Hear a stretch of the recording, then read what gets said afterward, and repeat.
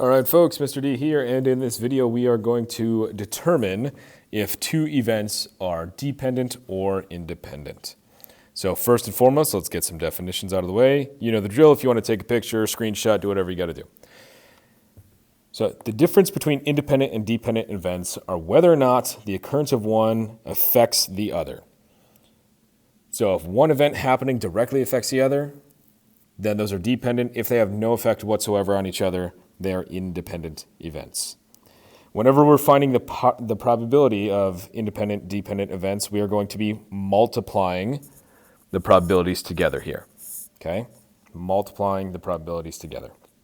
So let's go through and see some examples of what could be an independent or a dependent event. If I were to roll a six-sided die, then spin a spinner, like a twister style spinner, one has nothing to do with the other, so these would be considered independent events.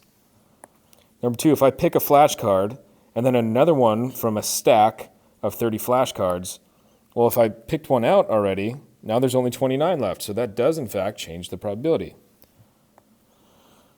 Number three, you select a coin at random from your pocket. You put it back. Well, if you put it back, you still have the same set of coins in there that you started with. Then you select again. Those would be considered independent events since we put that coin back. Two six-sided dice are rolled at the same time. Those are independent. One dice roll has no effect on the other. If one of those die comes up, as a 3, doesn't mean the other one is more or less likely to be rolled a 3.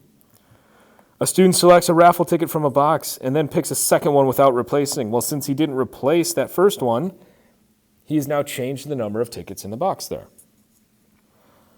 A marker is picked at random from a box and then it's replaced. Well, hey, if we're replacing it and putting it back, those are going to be independent events. And number 7, we pick an ace from a standard deck of cards and without replacing it. That means we now have 51 cards total in there. We select a second card. Well, those would be dependent events. Speaking of cards, let's get our familiarity with a standard deck. This little graphic will be showing up a whole bunch. I pulled this right from the old Google, so if you guys want this as a reference, it's easily Googleable, or you can take a picture or screenshot of this if you want. In general, standard deck cards, we have 52 total. There are 26 black cards, 26 red cards. There are 4 suits. Each suit has 13 cards. Each card has 4 different suits, so like there's 4 different 4s, there's 4 different 6s, 4 different 8s. And then face cards are any card that has a face on it. So there are 12 total face cards. So we will be referencing that quite a bit. All right. Let's start calculating probabilities. A deck contains 10 cards numbered 1 through 10. Andrew draws a card and then replaces it. Then Tyler draws a card. What is the probability that Andrew draws a 4 and Tyler draws a 7?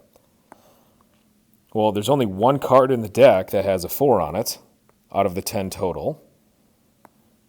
And if we put that back, there's still going to be 10 cards. Only one of them has a 7 on it. So we have the probability of drawing a 4. We have the probability of drawing a 7. Well, now we just multiply those straight across. 1 times 1 up top, 10 times 10 in the bottom, or 0.01. A jar contains 15 quarters and 5 nickels, so 20 total coins. 2 coins are chosen at random. What is the probability of getting 2 quarters? So here we are assuming that we're grabbing 2 coins, one directly after the other. So for that first one, the probability of drawing a quarter, there are 15 quarters out of the 20 total coins. The second draw, well, there's only 14 quarters now out of the total 19 coins left in there. So here we have dependent events. My probabilities are changing. So when I multiply that straight across, up top we'd have 15 times 14, and then we would divide out 20 and 19. We would get 0.55 with rounding 3.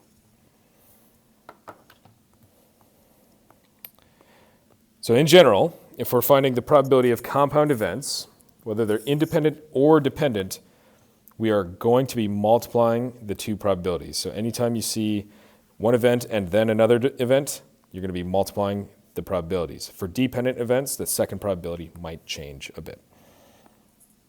All right. A coin is tossed and a single six-sided die is rolled. I want to know, what is the probability of rolling a 4? Oh, sorry. Probability of getting tails and then rolling a 4. So first, probability of rolling flipping a tails would be 1/2. And then the probability of rolling a 4, well, there's only 1 4 on that six-sided die. And we'd multiply straight across. So we'd have 1 over 12, which we could convert to a decimal.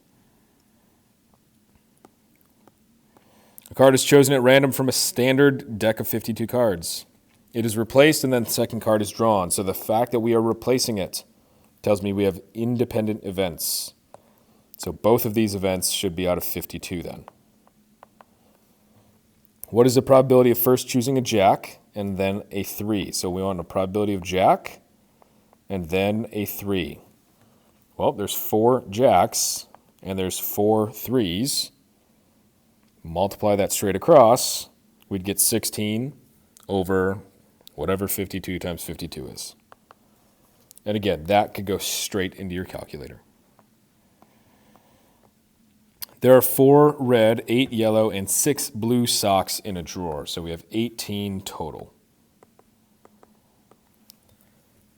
Once a sock is selected, it is not replaced. So we have dependent events. Find the probability that 2 blue socks are chosen. So I want the probability that we select a blue and then another blue.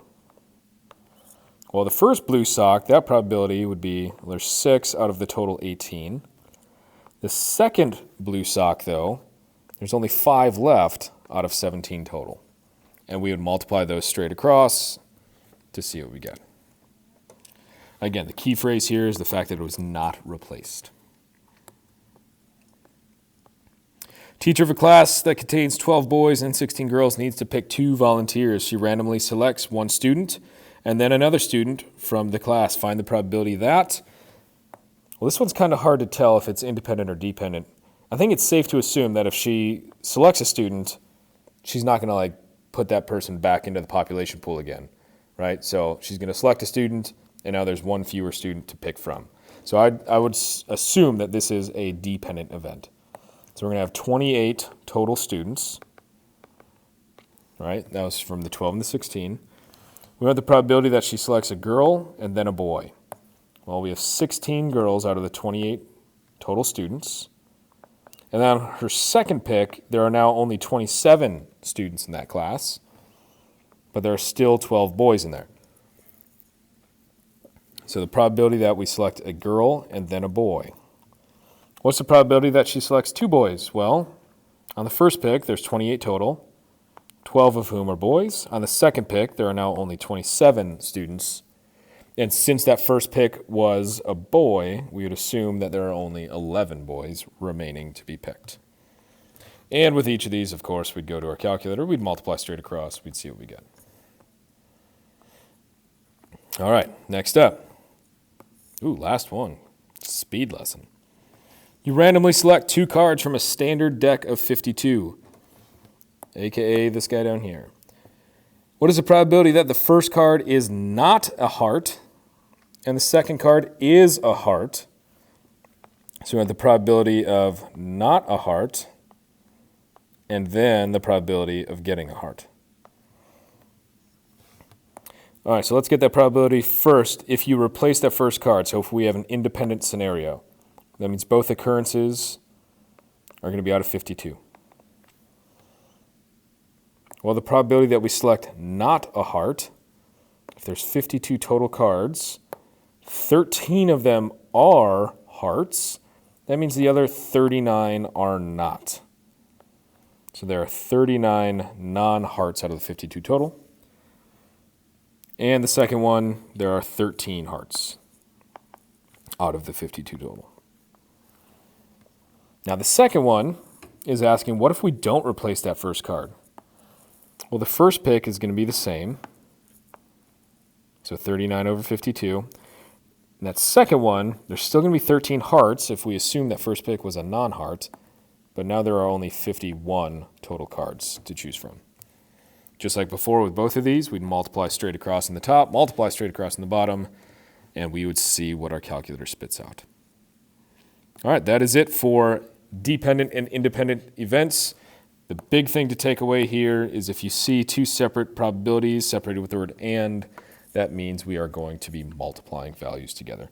You know the drill. If you have any questions, please let me know. And as always, folks, good luck, have fun, be safe, roll tide.